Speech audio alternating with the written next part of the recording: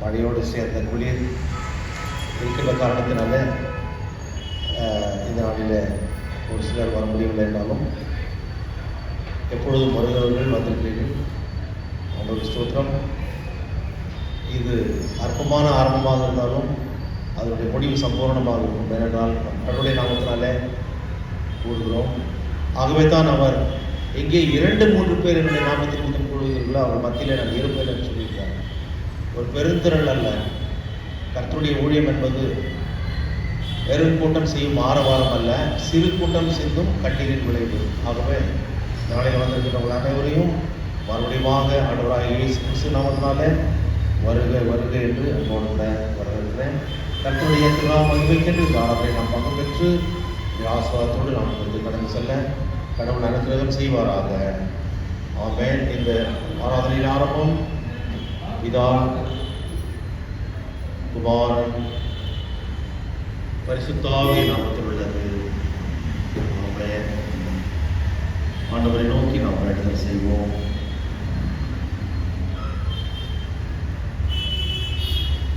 எல்லா ஆசீர்வாதங்களுக்கும் ஊற்றும் காரணமாக இருக்கின்ற எங்கள் திரியேக கடவுளே, பரிசுத்தர் பரிசுத்தர் பரிசுத்தர் என்று தேவதூதர்கள் ஓயாமல் போற்றிக் கொண்டிருக்க துதிகளின் மத்தியில் வாசமாடுகிறவரே, இந்த மாலை வேளைக்காக நாங்கள் நமக்கு நன்றி செலுத்துகிறோம் சுவாமி.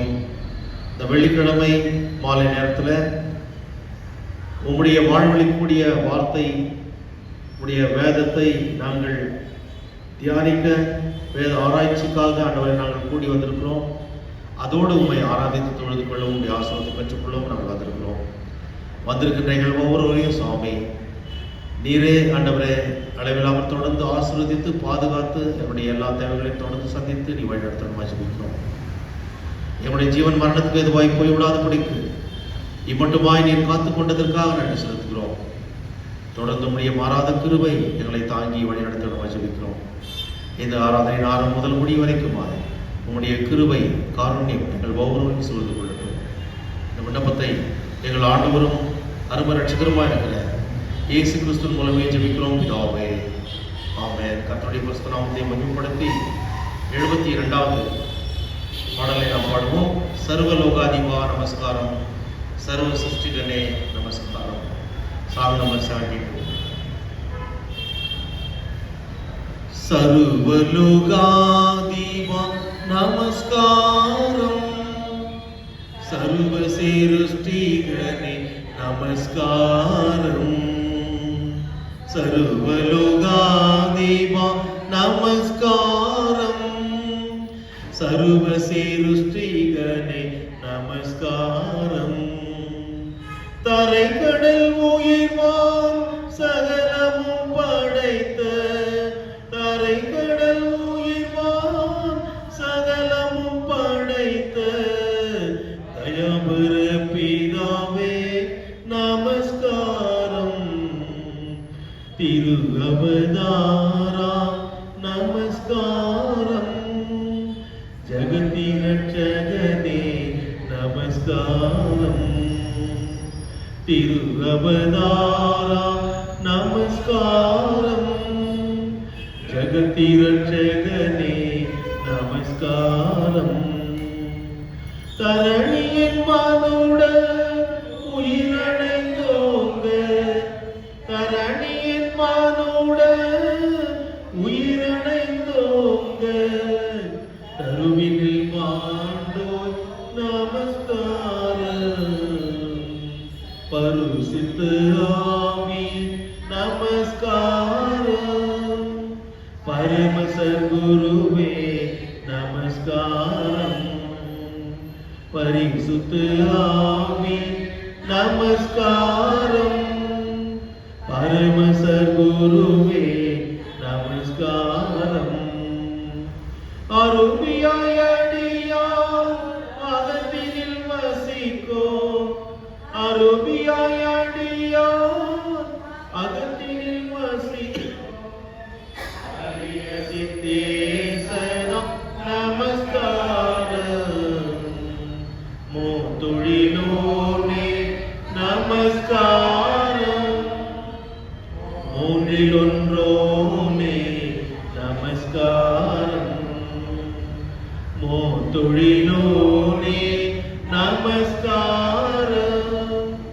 மூன்றில் ஒன்றோனே நமஸ்காரம்.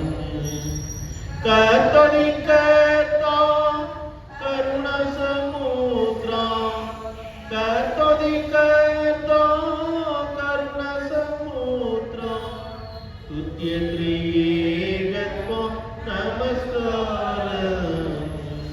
सर्वलोकाधिपा नमस्कारम्. सर्वसृष्टिकरे नमस्कारम्.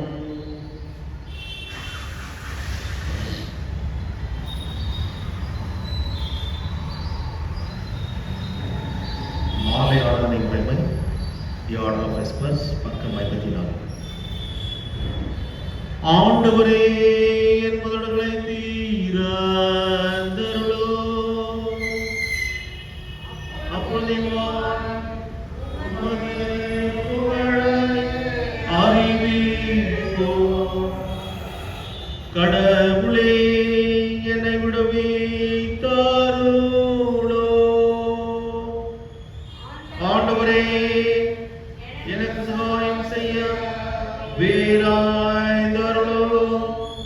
பிதாவுக்கும் குமாரனுக்கும் பரிசுத்த ஆவிக்கும்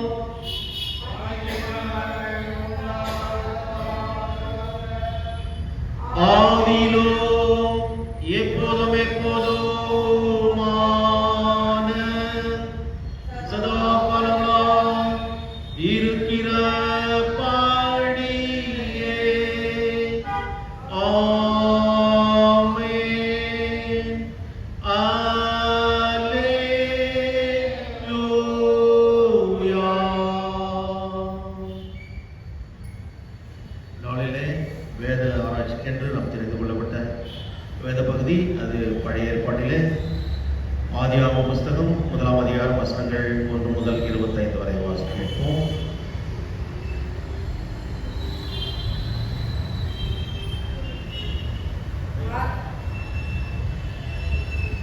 ஆதியாகமம் 1ஆம் அதிகாரம் வசனங்கள் 1 முதல் 25. ஆதியிலே தேவன் வானத்தையும் பூமியையும் சிருஷ்டித்தார். பூமியானது ஒழுங்கின்மையும் வெறுமையுமாய் இருந்தது. ஆழத்தின் மேல் இருள் இருந்தது. தேவ ஆவியானவர் ஜலத்தின் மேல் அசைவாடிக் கொண்டிருந்தார். தேவன் வெளிச்சம் உண்டாக கடவுது என்றார். வெளிச்சம் உண்டாயிற்று. வெளிச்சம் நல்லது என்று தேவன் கண்டார். வெளிச்சத்தையும் இருளையும் தேவன் வெவ்வேறாக பிரித்தார். தேவன் வெளிச்சத்திற்கு பகல் என்று பெயரிட்டார். இருளுக்கு இரவு என்று பெயரிட்டார். சாயங்காலமும் விடியற் காலமும் ஆகி 1ஆம் நாள் ஆயிற்று. பின்பு தேவன் ஜலத்தின் மத்தியில் ஆகாய விரிவு உண்டாக கடவுது என்றும் அது ஜலத்தில் நின்று ஜலத்தை பிரிக்க கடவுது என்றும் சொன்னார். தேவன் ஆகாய விரிவை உண்டு பண்ணி ஆகாய விரிவுக்கு கீழே இருக்கிற ஜலத்திற்கும் ஆகாய விரிவுக்கு மேலே இருக்கிற ஜலத்திற்கும் பிரிவுண்டாக்கினார். அது அப்படியே ஆயிற்று. தேவன் ஆகாய விரிவுக்கு வானம் என்று பெயரிட்டார். சாயங்காலமும் விடியற் காலமும் ஆகிய 2ஆம் நாள் ஆயிற்று. பின்பு தேவன் வானத்தின் கீழே இருக்கிற ஜலம் ஓரிடத்தில் சேரவும் வெட்டாந்தரை காணப்படும் கடவுள் என்றார். அது அப்படியே ஆயிற்று. தேவன் வெட்டாந்தரைக்கு பூமி என்றும் சேர்ந்த ஜலத்திற்கு சமுத்திரம் என்றும் பெயரிட்டார். தேவன் அது நல்லது என்று கண்டார். அப்பொழுது தேவன்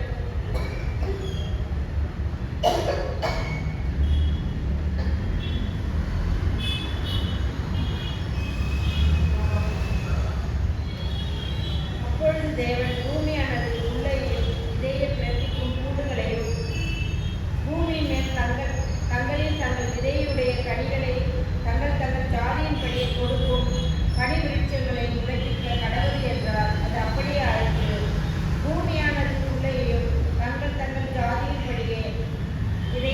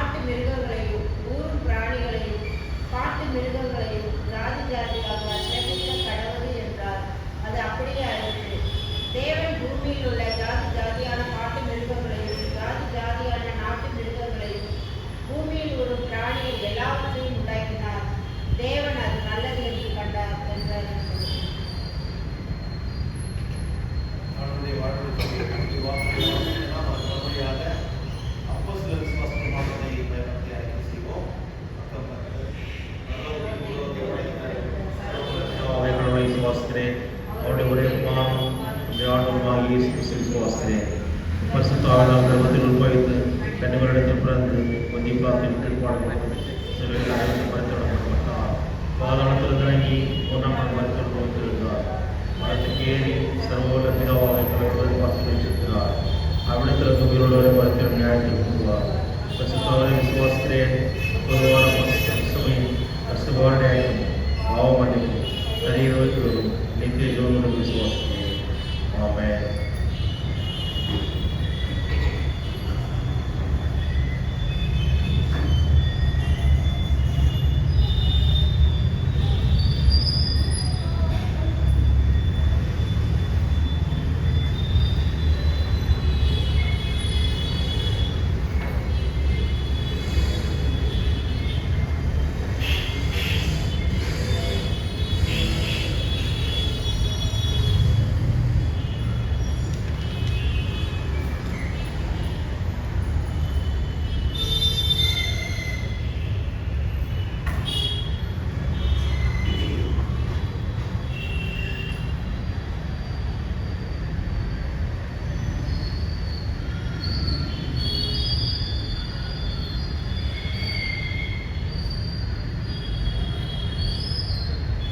கிறிஸ்துக்குள் பிரியமான விசுவாசிகளே, நம்முடைய பிதாவாகிய கடவுளிடமிருந்தும் ஆண்டவராகிய இயேசு கிறிஸ்துவிடமிருந்தும் உங்கள் அனைவருக்கும் கிருபையும் சமாதானம் உண்டாவதாக.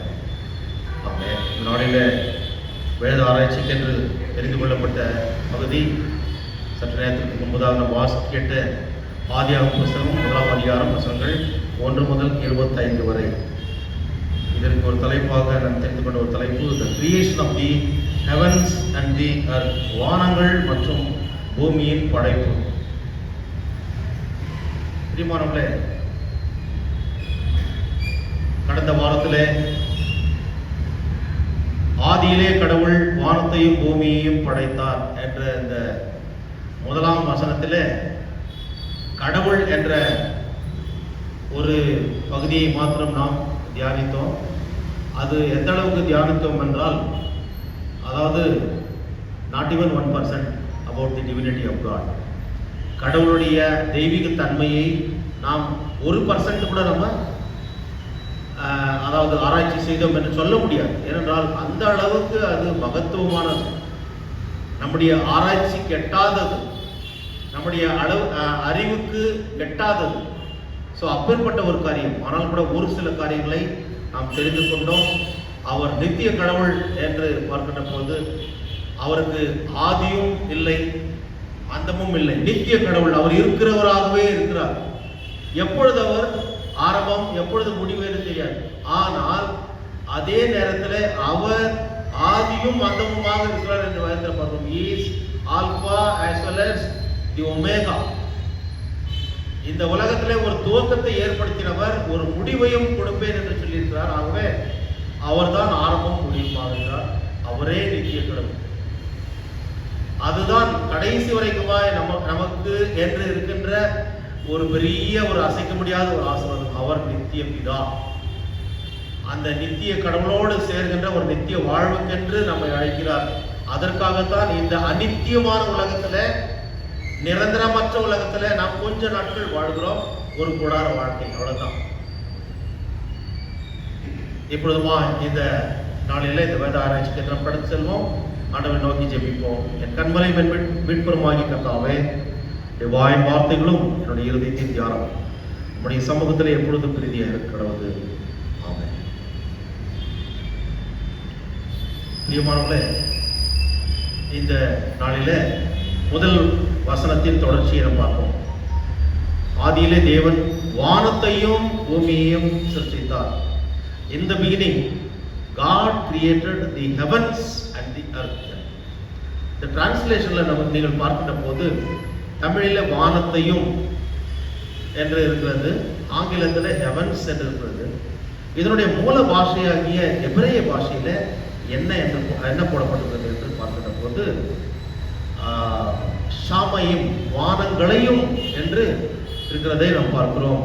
வானங்களையும் பூமியையும் ஆண்டவர் படைத்தார் என்று சொன்னார். அப்பொழுது நாம் சொல்லுகிறோமே, வானத்தை படைத்தார். வானங்கள் வானங்கள் என்று இருக்கிறது.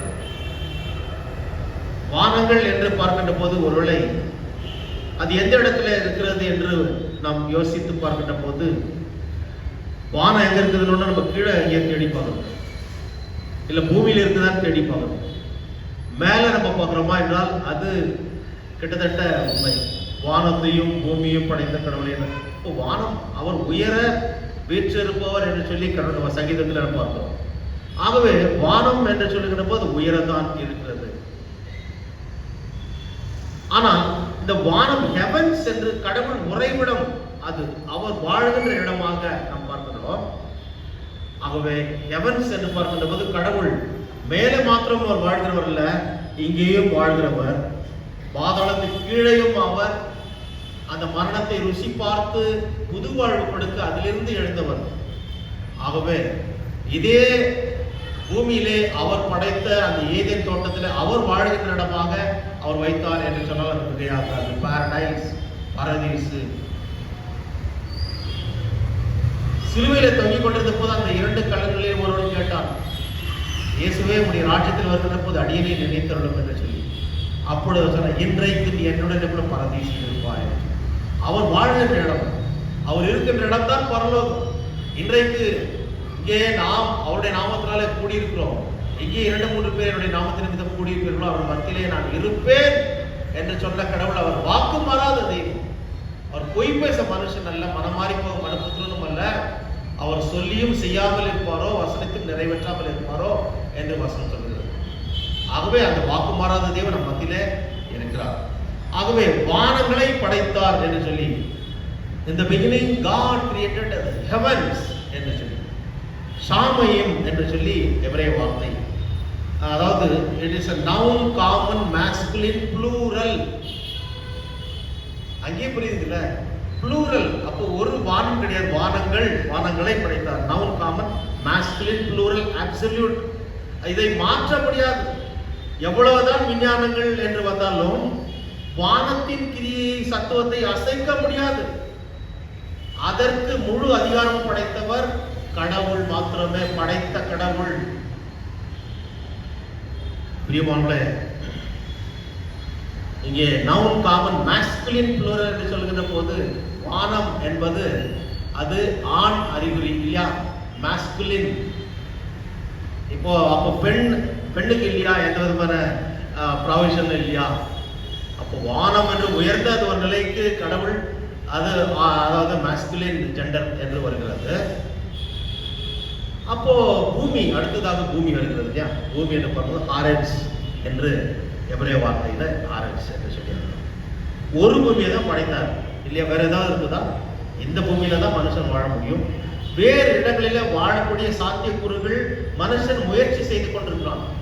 is exploring, man is exploring the lives of people இல்லையா, where to live apart from the earth என்ற ஒரு எக்ஸ்ப்ளோரேஷன் இருக்கிறது. முயற்சி எடுத்துக்கொண்டிருக்கிறான். நிலவில் போய் இருக்க முடியுமா, அதே போல மார்ஸ்ல போய் இருக்க முடியுமா, அந்த ஆராய்ச்சிகள் எல்லாம் இருக்கு. ஆனால் மனுஷன் எந்த விதமான தங்கு தடையும் இல்லாமல் சுகத்தோடு வாழத்தக்கதான் கடவுள் இந்த பூமியிலே நம்மை படைத்தார். 6ஆம் நாளிலே அதை படைத்தார். அதை நம்ம தியானிக்கணும். ஆனால் இங்கே வானங்களையும் பூமியையும் படைத்தார். பூமி ஒன்று, வானங்கள் பல என்று இங்கே நாம் பார்க்கிறோம். சோ பூமி என்று பார்க்கின்ற போது ஆரன்ஸ், earth, noun common feminine singular. புரிச்சுங்களா? Noun common feminine singular absolute state. இந்த பூமியை மாற்றவே முடியாது யாராலும். பூமியை மாற்ற முடியுமா? இதுக்கு அஸ்திவாரம் போட்டவர் கடவுள் என்று சொல்லி யோபு புஸ்தகத்துல இருக்கிறது. இதுக்கு ஃபவுண்டேஷன் போட்டிருக்காரு, அவருக்கு தான் தெரியும். He is not only the creator, he is also a structural engineer இல்லையா. அது எந்த அளவுக்கு இது ஸ்ட்ராங்கா கட்ட முடியும் என்பது அவருக்கு தெரியும். இதை அசைத்து பார்க்கவும் வராதான் முடியும். அப்பேற்பட்ட வல்லமை படைத்தவர் he is El Shaddai, சர்வ வல்ல கடவுள், the God Almighty. பிரியமானவர்களே, சோ முதலாம் வசனத்திலே நாம் பார்க்கின்ற போது in the beginning God created the heavens and the earth. ஆதியிலே தேவன் வானத்தையும் பூமியையும் சிருஷ்டித்தார். 2ஆம் வசனத்தில் பாருங்க, the earth was without form and void and darkness was over the face of the deep, and the Spirit of God was hovering over the face of the waters. பூமியானது ஒழுங்கின்மையும் வெறுமையுமாய் இருந்தது. ஆழத்தின் மேல் இருள் இருந்தது. தேவாவியானவர் ஜலத்தின் மேல் சேவாடி கொண்டிருந்தார். So verses 1 and 2 is the declaration that God has created the universe. There is no doubt in that. ஆண்டவராகிய கடவுள் தாமே இந்த உலகத்தை படைத்தார் என்பது பட்டவர்த்தனமாக சொல்லப்படுகின்ற ஒரு உண்மை. இதுல வேற எந்த விதமான சந்தேகமும் இருக்கக்கூடாது. இப்பொழுதும் பார்த்தோம், வானங்கள் அது ஆண் பால், பூமி என்பது பெண் பால் சொல்லுவாங்கல்ல. அதாவது இந்தியாவில் இருக்கிற ஜனங்களால் சொல்லுவாங்க, பாரத் மாதா கி ஜெய். இப்போ பாரத் மாதா என்று சொல்லி பெண் மீனிங் சொன்னீங்க, பூமா தேவி என்று சொல்லுவோம். அது இது போன்ற பெண் பாலாக இது, அதாவது பூமி அது சொல்லப்படுகிறது. அதே போல வேதத்திலும் அதுதான் எழுதப்பட்டிருக்கிறது. So it is a feminine, it is meant for feminine. அதே போல வானங்கள் masculine என்று சொல்லி ஆண் பெண்.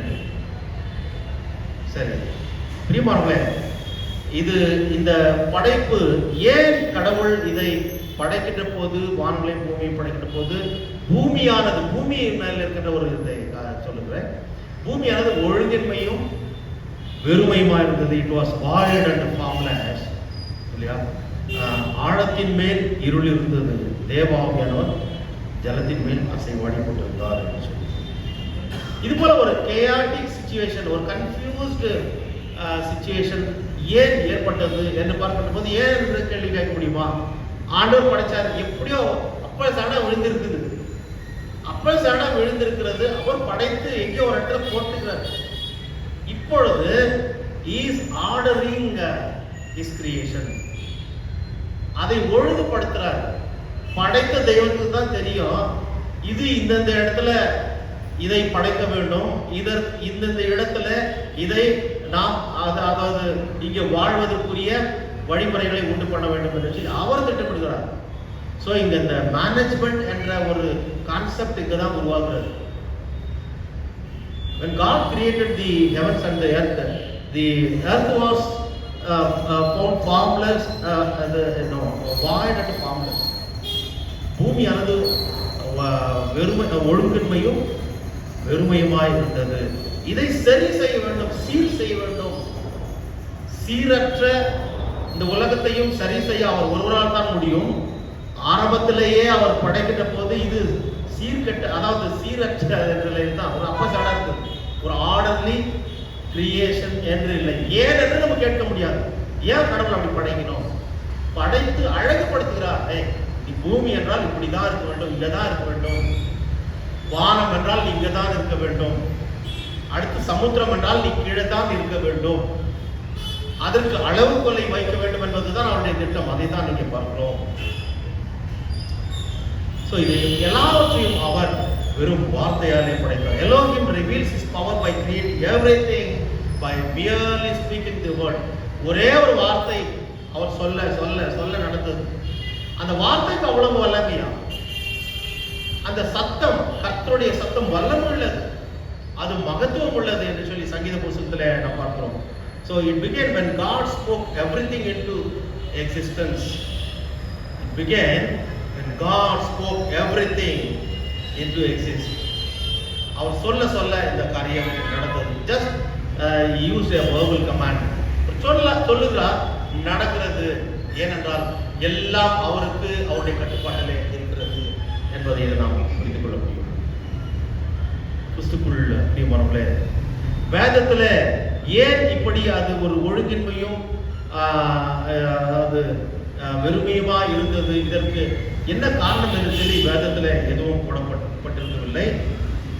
ஆனால் அதில் அந்த ஒழுங்கின்மையும் வெறுமையுமா இருந்ததை ஒழுங்கு செய்யவும், அங்கே இருள் இருந்தது இல்லையா, ஆழத்தின் மேல் இருள் இருந்தது. அது என்ன என்றால் அது குழப்பம். அந்த குழப்பத்தை அகற்றி அங்கே அகற்ற அங்கே பரிசுத்த ஆவியான கடவுள் இருக்கிற தேவாவியானவர் ஜலத்தின் மேல் அசைவாடி கொண்டிருந்தார் என்று சொல்லி. So the scripture doesn't reveal why God chose to start his creative work with a chaotic mass that was dark, formless and empty, but the Holy Spirit brooding over the waters would bring order out of chaos and the beauty, fullness out of emptiness. இந்த பிரச்சனை உள்ள அந்த குழப்பம் உள்ள அந்த வெறுமையா இருக்கின்ற இடத்துல ஒரு ஒழுங்கை ஏற்படுத்தவும், அடுத்ததாக குழப்பம் நிறைந்த இந்த இருள் நிறைந்த அந்த ஆழத்தின் மேல் அதில் இருக்கின்ற அந்த பிரச்சனைகளை நிவர்த்தி செய்து அங்கே ஒரு அழகை ஏற்படுத்தவும், அங்கே மனுஷர்கள் வாழத்துக்குதான் ஒரு சூழ்நிலை ஏற்படுத்தவும், அங்கே அந்த அந்த எம்டினஸ் அந்த ஒரு வாய்ட் சிச்சுவேஷன் கலைந்து அங்கே மனுஷர் வாழத்தக்கதான ஒரு சூழ்நிலை ஏற்படுத்தவும் பரிசுத்த ஆவியானவர் அங்கே இருக்கிறார். அவரால் தான் முடியும்.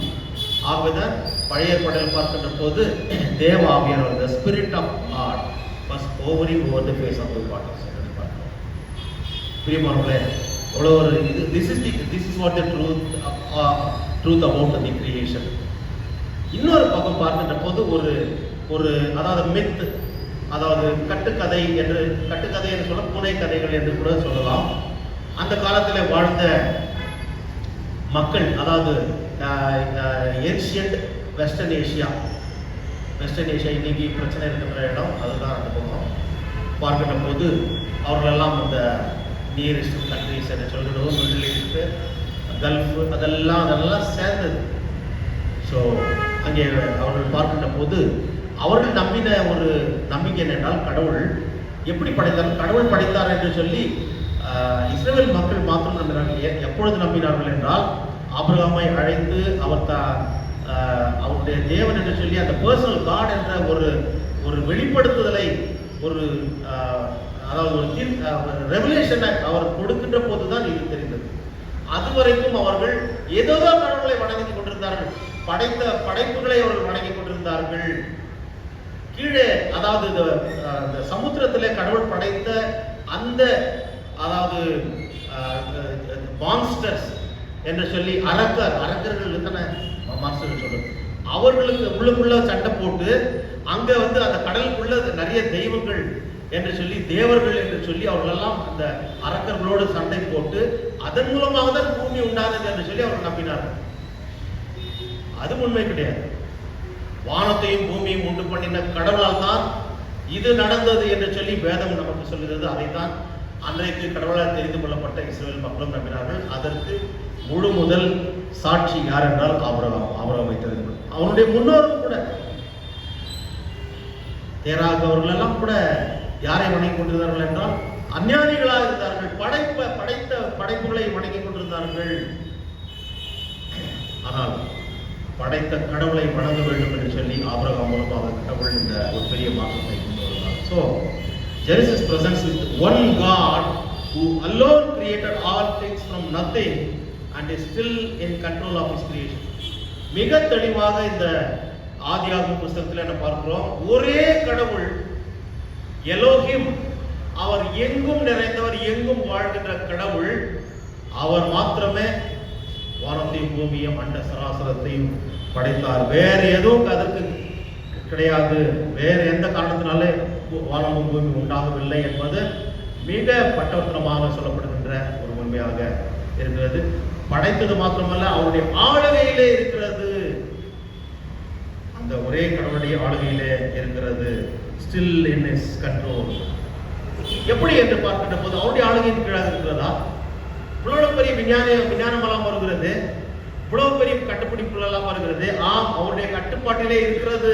எப்படி இன்றைக்கு நாம் வாழ்ந்து கொண்டிருக்கோம் என்றால், நமக்கு அந்த ஜீவனை கொடுத்தவர் கடவுள். இந்த ஜீவன் எடுத்துக்கொள்ளப்படுகின்ற போது அந்த ருவா, ஸ்பிரிட் ஆஃப் காட், கடவுள் கொடுத்தது. மற்றவைகளுக்கெல்லாம் கடவுள் சொல்ல அது உயிர் பெற்றது. ஆனால் அந்த உயிரை அவர் எடுத்துக்கொள்கின்ற போது அது மண்ணுக்கு திரும்புகிறது. சோ அந்த ஒரு அத்தாரிட்டி, அந்த ஆளுகை அவருடைய கரத்தில் இருக்கிறது. வாழ்வுக்கும் சாவுக்கும் சொந்தக்காரர் அவர். நீயும் நானும் வாழ வேண்டும் என்றால் அவருடைய கரத்தில் இருக்கிறது, சாக வேண்டும் என்றாலும் அவருடைய கரத்தில் இருக்கிறது. நித்திய வாழ்க்கென்று அழைத்து செல்ல வேண்டும் என்றாலும் அவருடைய ஆளுகையில தான் இருக்கிறது, அவருடைய கருத்தில் இருக்கிறது பிரியமானவர்களே. அதே போல நித்திய அதாவது இந்த ஜட்ஜ்மெண்ட் என்று இருக்கிறது இல்லையா, நியாயத்திற்கு அதுல நிறைவேற்றக்கூடிய அந்த ஒரு வல்லமை படைத்தவர் கடவுள். ஆகவேதான் அவருடைய ஆளுகையிலே அது இருக்கிறது என்று சொல்லி இரண்டாவதாக நம்ம பார்க்கின்ற போது வசனங்கள் 3-13 வரைக்குமா நம்ம பார்க்கின்ற போது கடவுள் உருவாக்குகிறார். God forms. 14ஆம் வசனத்திலிருந்து 25ஆம் வசனம் வரைக்குமாய் பார்க்கின்ற போது God fills. உருவாக்கின அந்த இடங்களிலே கடவுள் என்ன பண்றார்? நிரப்புகிறார். எதை கொண்டு நிரப்புகிறார் என்பதை தான் இந்த 6 நாள் படைப்புல நம்ம பார்க்கிறோம். 6 நாள் படைப்புல நம்ம பார்க்கின்ற ஒரு காரியம் பார்க்கிறோம். So இந்த பேட்டர்ன் எப்படி வருதுன்னா, the pattern of God's activities during the creation week. First he formed. அதை தான் அந்த முதல் 3 நாள் வரைக்குமா நம்ம பார்க்கிறோம். அடுத்தது then he filled. அதை தான் 4வது நாள், 5வது நாள், 6வது நாள் மூலமாக படைக்கப்பட்டதை கொண்டு அவர் அதை நிரப்பினார். 7ஆம் நாளிலே அவர் ஓய்ந்திருந்தார். ஸோ படைக்கப்பட்ட காரியம் என்ன? God formed. What sort of things that he has formed என்று பார்க்கின்ற போது he made 3 spheres of activity. 3 spheres of activity. ஒன்று வானங்களை படைத்தார், இன்னொன்று லேண்ட் மாசஸ், அதாவது பூமி, அங்க இருக்கின்ற மற்ற காரியங்களை படைத்தார். அடுத்ததாக தண்ணீரை படைத்தார். 3 விதமான, மேல ஹெவன்ஸ், கீழே பூமி, பூமிக்கு கீழே தண்ணீர் என்று சொல்லி இந்த 3 காரியங்கள். and then he filled them with appropriate forms of life. முதலாவது நாள் என்ன படைத்தார் என்று சொல்லி பார்க்கிறோம்.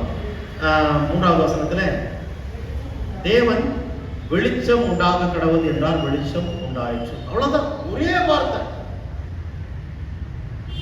நீங்க யாராவது போய் நீங்க கேட்டு பாருங்க, கடவுளை முதல் நாள்ல எதை படைச்சார் அப்படின்னு எதை சொல்லுவாங்கன்னா இதுதான் சொல்லணும், வெளிச்சத்தை தான் ஆண்டவர் படைத்தார்.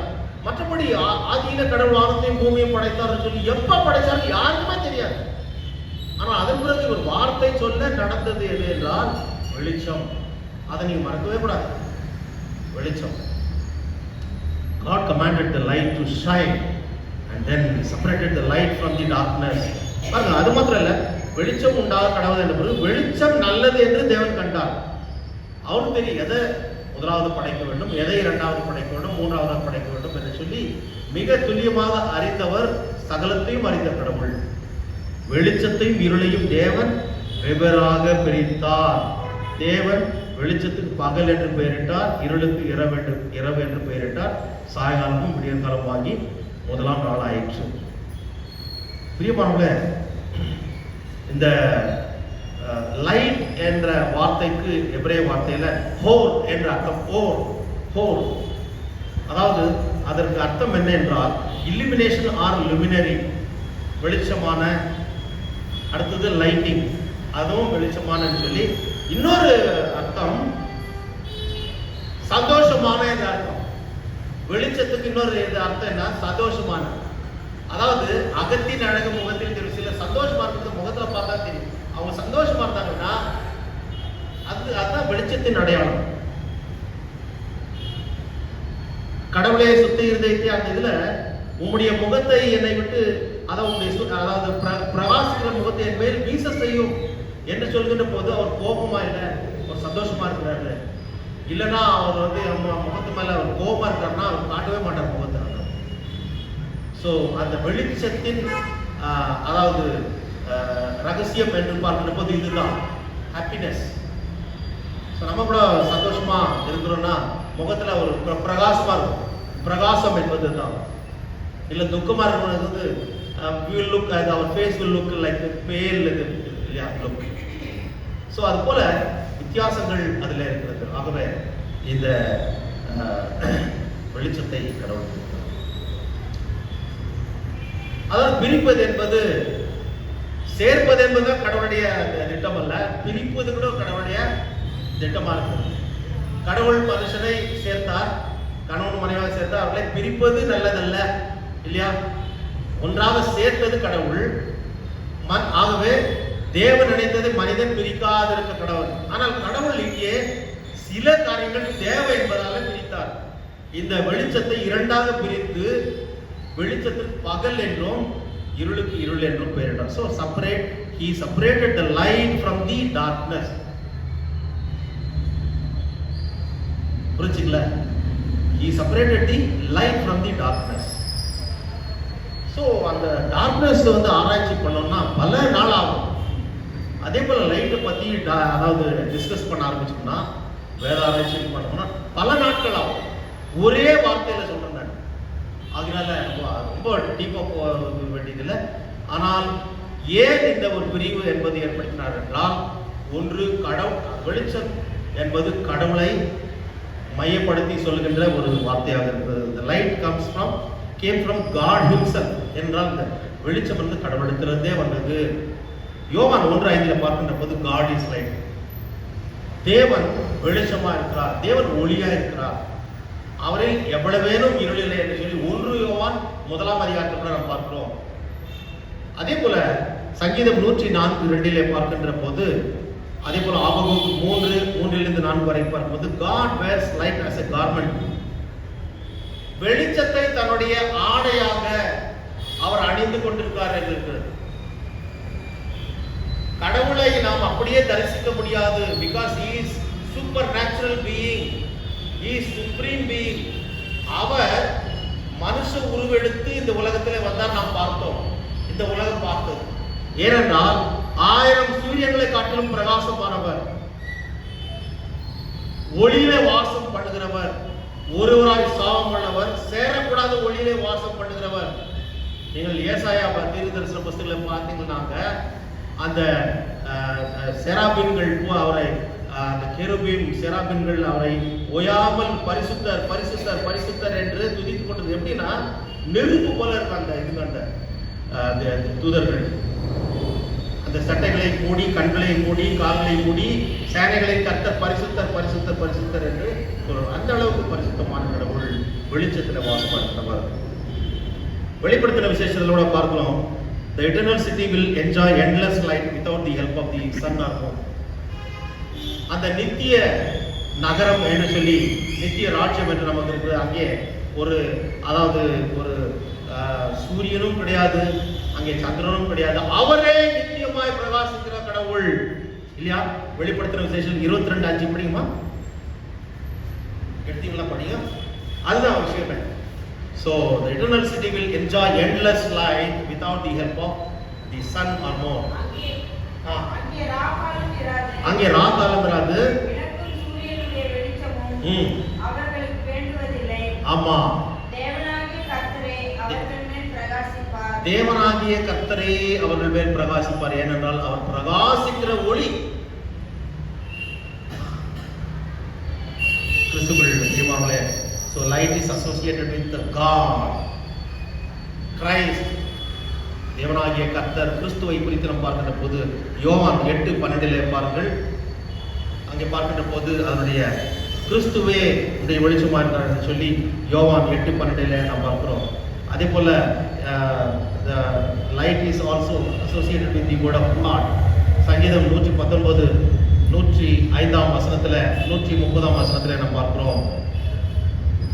அதே போல இந்த வெளிச்சமானது கர்த்தருடைய பிள்ளைகளுக்கு ஒப்புமைப்படுத்தி பேசப்படுகிறது. மத்தேயு 5:14-16 நீங்கள் பூமிக்கு உப்பா இருக்கிறீர்கள், நீங்கள் உலகத்துக்கு வெளிச்சமா இருக்கிறீர்கள் என்று சொல்லி, அதே போல எபேசியர் 5:8 பார்க்கிறோம்.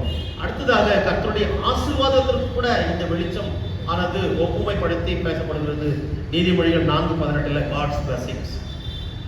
பிரியமானவர்களே, சரி, வெளிச்சத்தை நாம் பார்த்தோம். வெளிச்சம் என்பது கடவுளுக்கு சம்பந்தப்பட்டது.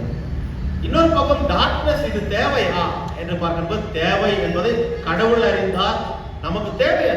ஆனால் டார்க்னஸ் எதற்கு உண்மையாக சொல்லப்பட்டிருந்தது, அதை ஈக்குவேட் பண்ணி சொல்லப்பட்டிருந்தது என்றால், darkness is associated with Satan. முதலாவதாக இருள் பிசாசுக்கு அடையாளப்படுத்தப்பட்டிருக்கிறது. முதலாவதாக லூக்கா எழுதின சுவிசேஷம் 23:53 வசனம், எபேசியர் 6 6ஆம் அதிகாரம் 12ஆம் வசனத்துல நாம் அதை பார்க்கிறோம்.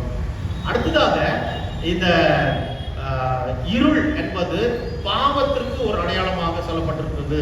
மத்தேயு 6:22 23 வரைக்குமாய், யோவான் 3ஆம் அதிகாரம் 19 21 வரைக்குமாய். அதே போல இந்த இருள் என்பது மரணத்திற்கு ஒப்புமைப்படுத்தி பேசப்பட்டிருக்கிறது. யோபு 3ஆம் அதிகாரம் 4 6 வரைக்குமாய், தொடர்ந்து 9ஆம் வசனம் வரைக்குமாய். யோவான் 1:5 நாம் பார்க்கின்ற போது the darkness is also compared to the spiritual ignorance. ஆவிக்குரிய அறியாமையை வெளிப்படுத்துகின்ற ஒரு நிலை இருள். இவ்வளவு வருஷமா நம்ம கேட்டுருக்கிறோம், ஒண்ணுமே தெரியலையே. என்னதான் நீ கேட்டுருந்தா, நான் உட்கார்ந்த பாடினேன், என்ன பண்ணன்னு எனக்கே தெரியல. ஒரு ஆவிக்குரிய அறியாமை இல்லை. அது எது ஏற்படுத்துகிறது என்றால் இருள் ஏற்படுத்துகிறது. ஏனென்றால் அது பிசாசுக்கு சொந்தமானது, பாவத்திற்கு சொந்தமானது, மரணத்திற்கு சொந்தமானது. அடுத்ததாக இருள், it also described to the divine judgment.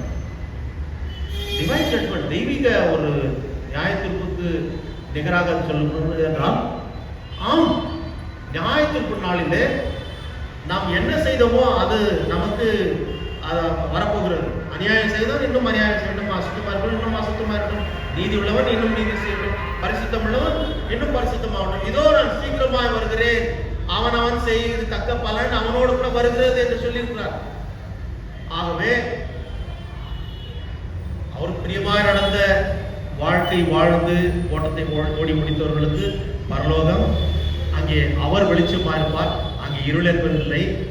அடுத்ததாக நரகம் என்று சொல்லி, அது இருள், அது பிசாசுக்கு என்று ஒதுக்கப்பட்டது. அங்கே நித்திய அக்னி கந்தக அந்த கடலிலே அவர் தள்ளப்படுவார்கள் என்று சொல்லி வெளிப்படுத்த விசேஷம். ஆகவே கடவுள் இதை பிரித்தார் என்றால் வெளிச்சம் எவ்வளவு விசேஷம் இதில் அடங்கி இருக்கிறது என்பதை நாம் மிக தெளிவாக பார்க்கிறோம். So from the very first day of creation, God established the principle of separation. இது ஒரு சாதாரண விஷயம் கிடையாது. அந்த பிரித்தெடுத்தல் என்பது, உன்னையும் என்னையும் கூட இந்த உலகத்துல கடவுள் பிரித்தெடுத்தார் என்றால் அவருடைய துதியை சொல்லி வர, அவருக்கு சாட்சியாக இந்த உலகத்துல வர நம்ம பிரித்தெடுத்துட்டார். அதற்காக நாம் விசேஷித்தவர்கள் மற்றவர்களெல்லாம் அவர் கைவிட்டு விட்டார்கள் அல்ல, நீயும் நானும் அவர்களுக்கு பாவ இருளிலே வாழ்ந்து கொண்டிருந்தவர்களுக்கு வெளிச்சமாக பிரகாசிக்க வேண்டும். ஆகவே தான் நீங்கள் உலகத்துக்கு வெளிச்சம் என்று சொல்லி நான் சொன்னார். பிரியமானவர்களே, இந்த அதை பிரித்த பிறகு தேவன் வெளிச்சத்துக்கு பகல் என்று பெயரிட்ட, இரவுக்கு இருள் என்று பெயரிட்டார்கள். டே, இந்த பகல் என்று பார்க்கின்ற போது refers to the portion of time. பகல் நேரம் என்று சொல்லி நமக்கு எவ்வளவு நேரம் கொடுக்கப்பட்டது? ஒரு நாள் 24 மணி நேரம் என்ற இந்த கணக்கு, இது இந்த பகல் இரவு என்ற இந்த பிரிவை கடவுள் ஏற்படுத்தியதனால் வந்தது. 8 மணி நேரம் கிட்டத்தட்ட காலையில சூரியன் உதிப்பதற்கு முன்பதாக இருந்து நம்ம ஆரம்பிச்சு இரவு அந்த சூரியன் அஸ்தமிக்கிற வரைக்குமா 8 மணி நேரம். அதன் பிறகு the word day can refer to the portion of time when the sun is visible, as well as the whole period of 24 hours composed of evening and morning. காலையிலையும் பார்க்குறோம், சாயந்தரம் பார்க்குறோம், இருளையும் இரவு நேரத்திலையும் பார்க்குறோம். ஸோ பல ஜாமங்கள் என்று இதெல்லாம் பிரிந்து வருகிறது. அதெல்லாம் சொல்லி போனால் டைம் அதிகமாக இருக்கும். ஸோ இந்த 24 மணி நேரம் என்பது கூட இந்த நாள் என்ற ஒரு அதுதான், அது 24 hours is nothing but one day இல்லையா? ஒரு நாள் என்னால் எவ்வளோ? 24 மணி நேரம். ஸோ இந்த நாள் என்பது அதை பிரித்து அந்த டிஃபரன்ஸ் நமக்கு தெரிய வேண்டும் என்றால் கடவுள் இதை பிரித்து நமக்கு அதை காட்டியிருக்கிறார். எவ்வளோ அழகாக செய்திருக்கார்.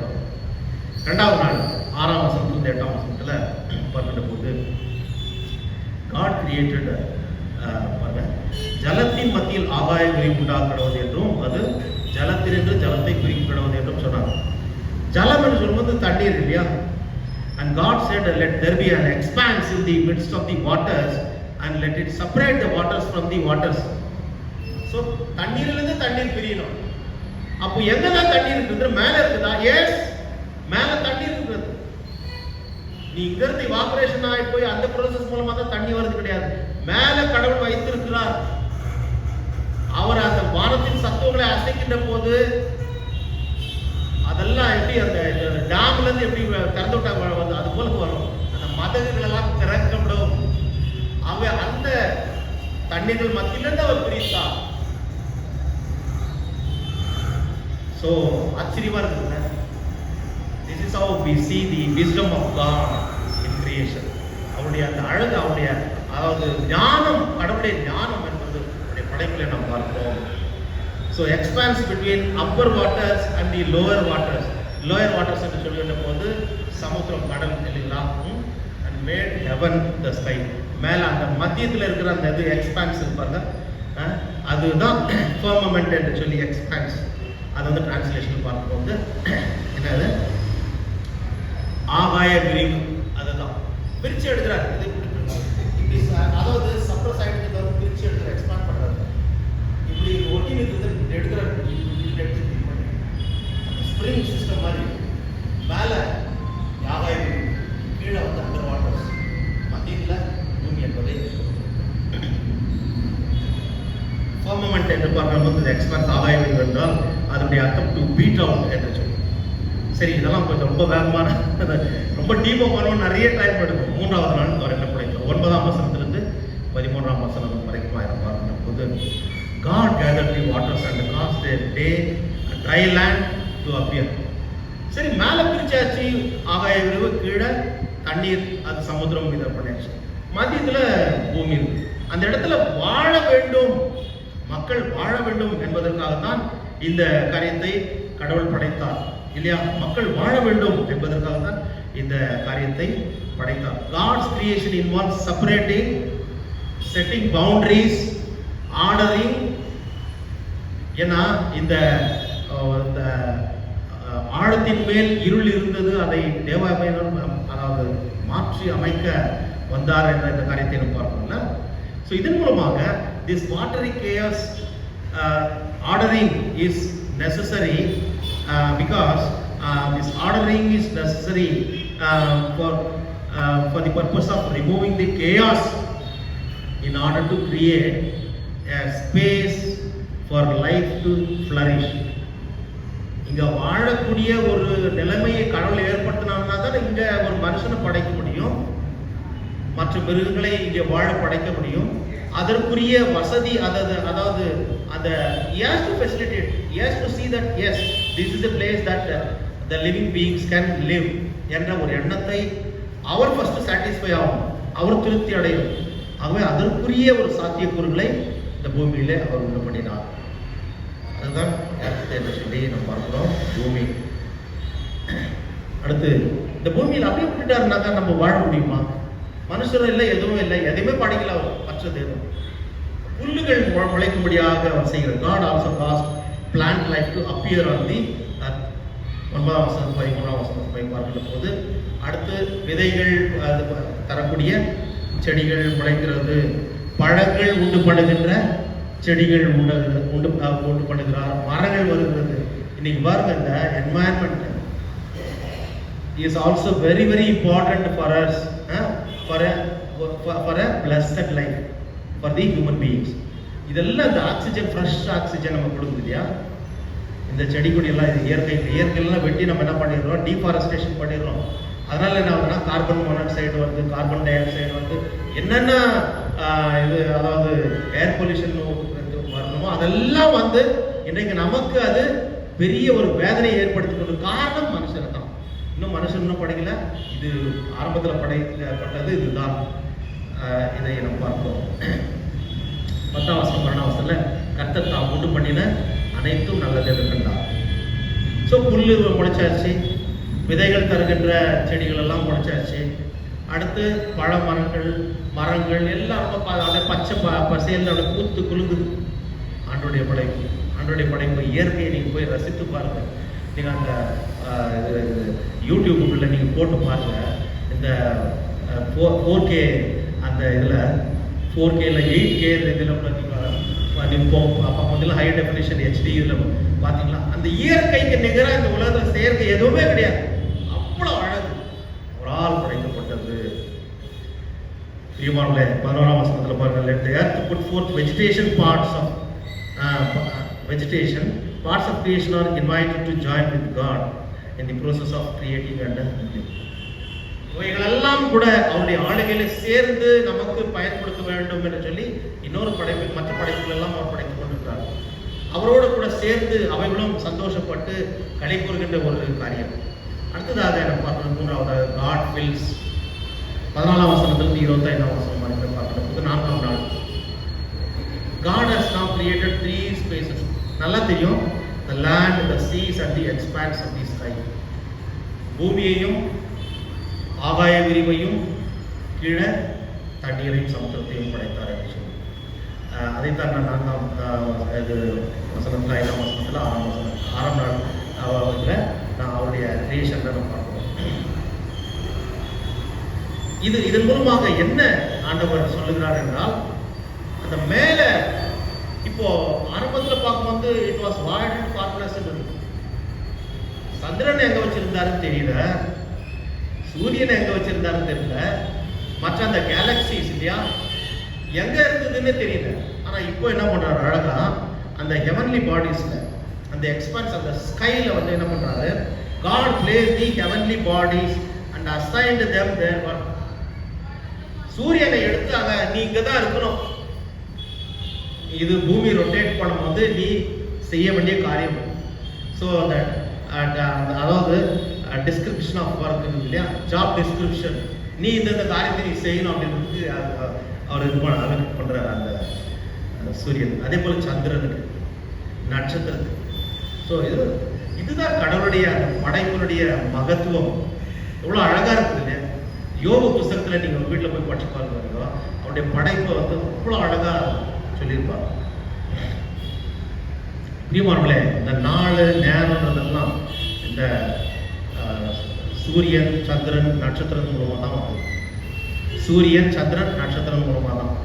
அதாவது அந்த காலத்தில் before the invention of clock and the compass, the activities of human life were closely linked to nature cycles and the navigators depended on the stars to direct them. இன்னைக்கு இந்த ஜோதிடர்கள் அந்த இதெல்லாம் பார்க்கணும், அஸ்ட்ராலஜர்ஸ் அவங்களோட 4 நேரம் பார்த்து பார்க்குறாங்களே, அதெல்லாம் இந்த வாட்ச் கண்டுபிடிக்கிறதுக்கு முன்னாடியோ மற்றபடி இந்த மற்ற அளவிடும் கருவிகள், இந்த அதாவது மெட்டீரியலிஜிக்கல் புயல் வருதுன்றது கண்டுபிடிக்கிறதுல எல்லாம் இப்போ கண்டுபிடிச்ச காரியம் தான். வாட்ச் எப்போ கண்டுபிடிச்சது, யார் கண்டுபிடிச்சது வாட்ச்? சரி சரி, இந்த இதில் கண்டுபிடிக்கலாம், அதெல்லாம் லேட்டஸ்ட் இன்வென்ஷன் தான். அதெல்லாம் கண்டுபிடிக்கும் போது, அதாவது இந்த கப்பலில் பயணம் போறவங்கள இந்த நட்சத்திரத்தை பார்த்து தான் போயிருக்கிறாங்கன்னு சொல்லியிருக்கு. ஸோ எந்த அளவுக்கு அது பிரயோஜனமாக இருந்திருக்கிறது என்பதை நாம் புரிந்து கொள்ள முடியும். அதன் பிறகு எல்லாம் கண்டுபிடிச்சி இன்னைக்கு லேட்டஸ்ட் டெக்னாலஜிஸ் இருக்குது. யாரால வந்தது? அவரால் தான் வந்தது. அவர் தான் அந்த ஞானத்தை கொடுத்தவர், சும்மா வந்ததில்ல. மனுஷனுக்கு எங்க வந்துச்சு ஞானம்? ஞானத்தின் ஊற்று. இட் ஒரிஜினேட்ஸ் ஃப்ரம் காட், அவர் கொடுத்தது. ஸோ இப்படி இவைகளை 17-19 வரைக்கும் பார்க்கின்ற போது இவைகள் காலங்களையும் நாட்களையும் வருஷங்களையும் குறிக்கிறதற்காகவும் இருக்கிறது. காலங்களையும் நேரங்களையும் வருஷங்களையும் குறிக்கிறதற்காகவும் இருக்கிறது. கடைசியாக 5ஆம் நாள் 20-23 வரைக்கும் பார்ப்பது பறவைகளை படைத்தார். பறவைகளை படைத்து நீ மேலே நீ பறந்து நீ வாழ் என்று சொல்லி, அடுத்ததாக மீன்களை படைக்கிறார் இல்லையா. சமுத்திரத்தில் என்னதான் இருக்குது பாருங்களேன், the fish fill the lower waters. So மேலே வந்து பறவைகள் எல்லாம் விதவிதமான பறவைகள் அங்கே வாழ்வதற்கு. அடுத்து இந்த ஆழ கடலிலே மீன்களோடு கூட சில பல கரைகளை படைக்கிறார். என்னன்றது கொஞ்சம் தான் தெரியும், உள்ள என்னதான் இருந்தது ஜனங்களுக்கு இது வரைக்கும் தெரியாது. மீன்கள் இன்னொரு சில காரியங்கள் தான், அது என்னென்ன ரகசியத்தை ஆண்டவர் வச்சிருக்காரு அவங்க மட்டும் தான் தெரியும். சங்கீதம் 104-24-25 வரைக்கும் பாருங்கள், அங்கே பார்க்கும்போது கொஞ்சம் வித்தியாசமான ஒரு காரியமாக இருக்கும். So this is the first time. 22ஆம் வசனத்தில் பார்க்கும்போது கடவுள் அவைகளை ஆசீர்வதித்தார் என்று சொல்லி பலுகி பெருகும்படி செய்தார். மனுஷனு கூட முதல்ல அந்த ஆசீர்வாதம் என்ற வார்த்தை கடவுள் கொடுக்கல. இந்த பறவைகளுக்கு இந்த மீன்களுக்கு இவைகளுக்கு தான் படைத்து முதலாவதாக ஆசீர்வாதம் என்று கடவுள் கொடுத்தார். 22ஆம் வசனத்துல யாராவது நீங்க உங்களை கேட்டாங்க சொல்லுங்க, மனுஷனுக்கு ஃபர்ஸ்ட் ஆண்டவர் அந்த ஆசீர்வாதத்தை கொடுக்குற, அவர் படைத்த அந்த பறவைகளுக்கு மற்ற அதாவது மீன்களுக்கு 22ஆம் வசனம் சொல்லப்பட்டிருக்கு. அங்கதான் அந்த ஆசீர்வாதம் என்ற வார்த்தை பாராக், to bless. God has to bless, to bless, பாராக், பெராக்கா இதுக்கு blessing என்று வருகிறது எபிரேய வார்த்தையில். அந்த வார்த்தை இங்கே தான் வருகிறது. ஆகவே நாம் தான் பெரிய படைப்பு என்று கடவுள் படைத்தால் கூட மற்றவைகளையும் கூட நாம் உதாசீனப்படுத்தக்கூடாது. அது இல்லாமல் நீ ஃபிஷ் ஃப்ரை சாப்பிட முடியுமா? அது உங்களுக்கு எந்த அளவுக்கு உங்களுக்கு ருசியை ஏற்படுத்துகிறது, உங்களுக்கு குதூகலத்தை ஏற்படுத்துகிறது, கடவுளை துதிக்க ஏற்படுத்துகிறது. மற்ற மிருகங்கள் உனக்கு கொடுத்துற வெஜ் என்றவங்க அந்த கான்செப்ட் விட்டுருங்க, வெஜ்ஜே கொடுத்துருக்காரு, நான்வெஜ் எல்லாமே கொடுத்துருக்காரு. Ultimately you're all the beneficiaries. கடவுள் உன்னையும் என்னையும் அந்த அளவுக்கு 6ஆவது நாளில் அவர் படைத்து ஆசீர்வாதங்கள் பெற்றுக்கொள்ளும்படியாக அனுபவிக்கும்படியாக அவர் இந்த காரியங்களை எல்லாம் அவர் செய்தார். 6ஆம் நாளில் 24-25 வரப்பட்ட போது மிருகங்களையும் படைத்து அந்த ஒரு ஆசீர்வாதத்தை கொடுத்தார். Like the first man the animals were formed out of dust of the ground. மனுஷனை போலவே அந்த மண்ணிலிருந்து தான் அவர் அதை உருவாக்குகிறார் என்று சொல்லி இங்கே பார்க்கிறோம். ஆதியாகமம் 2:7 எல்லாவற்றையும் படைத்து 25ஆம் வசனத்தில் கடவுள் எல்லாவற்றையும் படைத்து நல்லது என்று சொன்னார். ஸோ இதில் ஒரே ஒரு விஷயத்தை நான் விட்டுடுறேன். நாங்கள் வார்த்தை பார்க்கலாம். 6ஆம் நாளில் தான் மனுஷனையும் படைத்தார். கடைசியாக மனுஷனை படைக்கிறார். அது ரொம்ப ஆச்சரியமான ஒரு காரியம், அற்புதமான ஒரு காரியம். என்ன கடவுள் நினைச்சிருந்த மனுஷனை இப்படியெல்லாம் தன்னுடைய சாயலாம் படைக்க நினைச்சாலும் தெரியல. ஆனால் நம் பாக்கியசாலிகள் என்பதை மறவாமல் இந்த நாளில் இதோடு நாம் முடித்துக்கொண்டு வருகின்ற வாரத்தில் நாம் தொடர்ந்து இந்த வேதத்தை நாம் ஆராய்ச்சி செய்வோம்.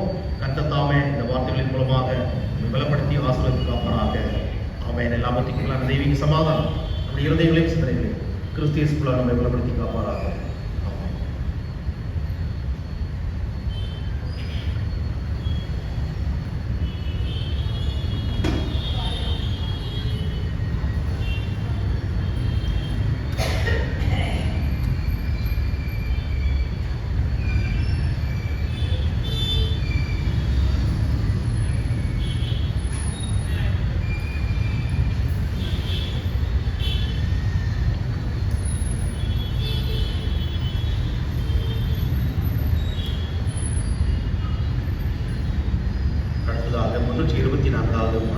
செய்ய வேண்டியதை சீக்கிரம் செய் செய் செய். Song number 324. இந்த பாடலை நாம் பாடுகின்ற போது கர்த்தருடைய ஊழியத்திற்கென்று நாம் பாடி படைப்போம்.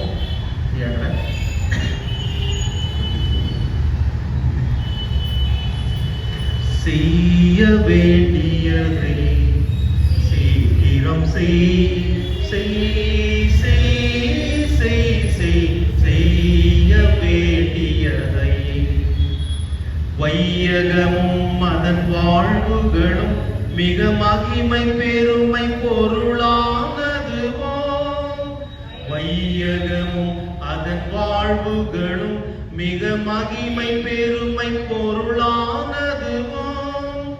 வெய்யவன் கண்ட பனி போலாம் இது மெய் மெய் மெய் மெய் மெய். செய்ய வேண்டியதை சீக்கிரம் செய்ய வேண்டியதை.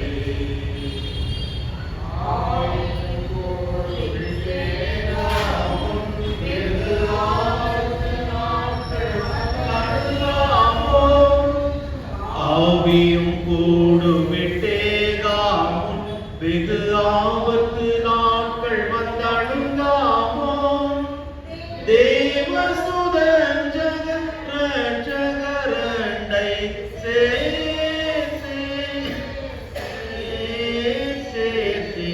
செய்ய வேண்டியதை சீக்கிரம் செய் செய் செய் செய் செய் செய்ய வேண்டியதை.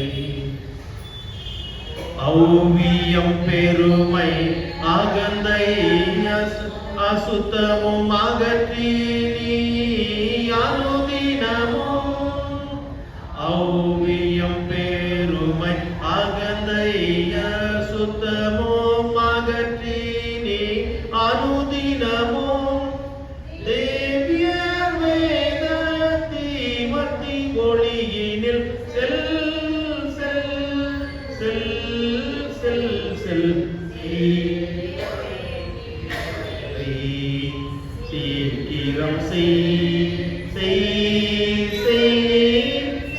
செய்ய வேண்டியதை தூர்ச்சனரோடுறவாடாமல் ஐயன் துய்ய விதி பத்து மீறாமல் தூர்ச்சனரோடுறவாடாமல் ஐயன் துய்ய விதி பத்து மீறாமல் மூச்சித பரமருளே சுவையே பணிந்துய்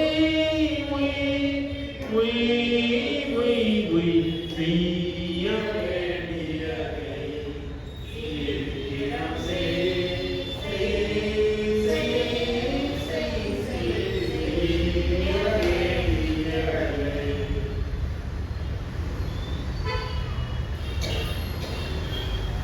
ஆண்டவரை நோக்கி நாம் ஜெபிப்போம்.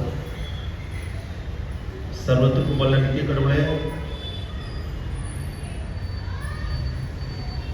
இந்த நாளிலே கர்த்தாவே உம்மை ஆராதிக்க தொழுது கொள்ள உம்முடைய வேதத்தின் மகத்துவங்களை ரகசியங்களை கர்த்தாவே நாங்கள் அறிந்து கொள்வதற்காக இந்த வேத ஆராய்ச்சி மூலமாக எங்களை ஒன்று கூட்டி சேர்த்து உம்மை பாடி துதிக்கவும் உம்முடைய வேத வசனத்தின் ரகசியங்களை பரம ரகசியங்களை அறிந்து கொள்ளவும் அதனுடைய மகத்துவங்களை ஆண்டவரே நாங்கள் தெரிந்து கொள்ளவும் உமக்கு நன்றி செலுத்தவும் உம்முடைய ஆசீர்வாதத்தை பெற்றுக்கொள்ளவும் ஆண்டவரே இப்பொழுதுமாய் நாங்கள் உம்முடைய பாதத்தில் வருகிறோம்.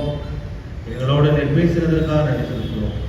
நீர் படைக்கின்ற போது என்னை நினைத்திருவோம் சுவாமி. கர்த்தாவே எங்களுக்கு தெரியாது, ஆனால் எல்லாவற்றையும் நீர் நன்மைக்கு எதுவாய் செய்திருக்கிறீர்கள். ஸ்தோத்திரம். நாங்கள் இந்த பூமிக்குரியவர்கள் அல்ல, இங்கே கொஞ்ச காலம் என்பதை வாழ்வது என்பதை நாங்கள் தெரிந்து கொண்டோம். ஆனால் கொஞ்ச காலம் வாழ்கிற போது கூட எங்களோடு நீர் இருக்கின்ற போது அங்கே மனரமியம், இழப்புகள், வேதனைகள், சோதனைகள், ஆசீர்வாதங்களின் மத்தியிலே நாங்கள் கடந்து சென்றாலும் கூட இது ஒரு கூடார வாழ்க்கை, நித்திய வாழ்க்கை, நித்திய உம்மிடத்தில் இருக்கிறது. அதிலே நாங்கள் சேர எங்களையும் நீர் அழைத்து அதற்காகவே நீர் அதை தெரிந்து கொண்டதற்காக நன்றி செலுத்துகிறோம். கர்த்தாவே இந்த நேரத்தில் நாங்கள் ஏறெடுத்த என்னுடைய எல்லா விண்ணப்பத்தையும் ஆண்டவரை நீர் ஏற்றுக்கொண்டதற்காக நன்றி செலுத்துகிறோம். நாங்கள் படைத்திருக்கின்ற காணிக்கையும் நீர் ஏற்றுக்கொள்ளும். இந்த காணிக்கையோடு எங்களையே ஜீவபலிகளாக பார்த்து கொடுக்கிறோம். கர்த்தாவே ஒவ்வொருவரையும் சுவாமி இந்த நாளிலே உலகிலே கலந்து கொண்டிருக்கிற மக்களாகிய எங்கள் ஒவ்வொருவரையும் உங்களுடைய பாத்திரம் கொடுக்கிறோம். எங்களுடைய எல்லா தேவைகளையும் சந்தித்துள்ளோம்.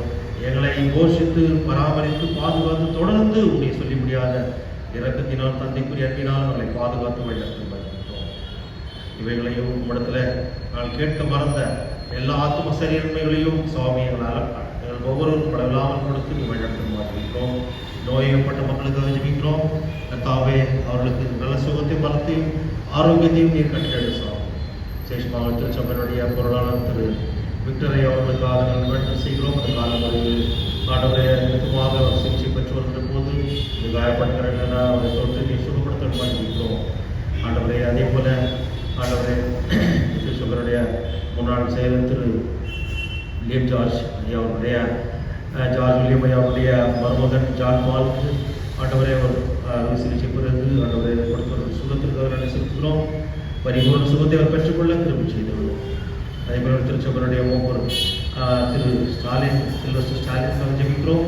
ஒரு நாட்டிலே அவரும் உடலும் ஆஸ்பத்திரி அனுமதிக்கப்பட்டு சிகிச்சை பெற்றார். கர்த்தாவே நீர் பரமவைத்தியர் கொடுத்து சுகத்திற்காக நன்றி செலுத்துகிறோம். தொடர்ந்து அவரை பலப்படுத்தும் ஆசீர்வதியும். இதே போல பலவீனமாக இருக்கின்ற எங்கள் ஒவ்வொருவரையும் சாமி இப்படி பார்த்துற ஒவ்வொருவரும் பெயர் சொல்ல அவருடைய மறந்து போன இருந்தால் அவர்களையும் கர்த்தாவே நீரே இப்படி காயப்படுத்தவர்கள் தொட்டு சுகப்படுத்தும் ஆசீர்வதிக்கிறோம். ஆண்டவரே உடைய பெதஸ்தா ஆஸ்பத்திரி ஆண்டவரே கர்த்தாவே சிஎம்சி மூலமாக திறக்கப்பட எல்லா ஆண்டவரை அடைக்கப்பட்ட கதவுகளையும் நீர் திறந்து வழிகளை நீர் ஆயத்தப்படுத்தி எந்த தடையும் வராதபடிக்கு நீரே வழிநடத்தல் மாற்றிருக்கிறோம். கர்த்தாவே திருச்சபையினுடைய ஆண்டவரே சுவாமி தலைவரை முன்னாள் தலைவரை ஆண்டவரே நீர் எடுத்து நீர் சிறப்பாக பயன்படுத்தி ஒருங்கிணைப்பாளராக ஆண்டவரை நீர் வழிநடத்தி வருவதற்கு இருக்கிறோம்.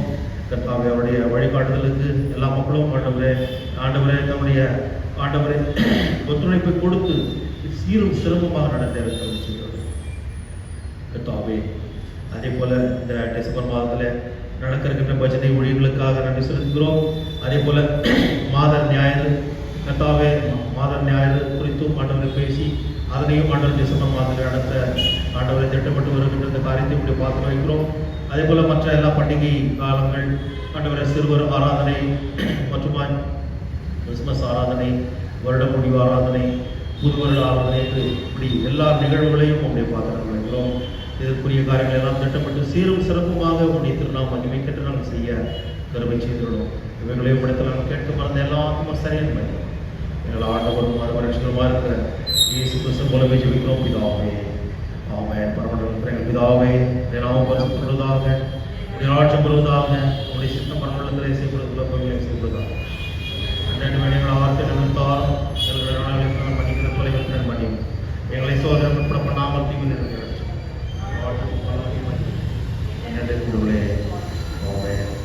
கர்த்தருடைய ஆசீர்வாதத்தை பெற்றுக் கொள்வோம். ஆண்டவராகிய இயேசு கிறிஸ்துவே கிருபையும் கடவுளே அன்பும் பரிசுத்த ஆவியின் ஐக்கியமும் உங்கள் அனைவரோடும் இருப்பதாக.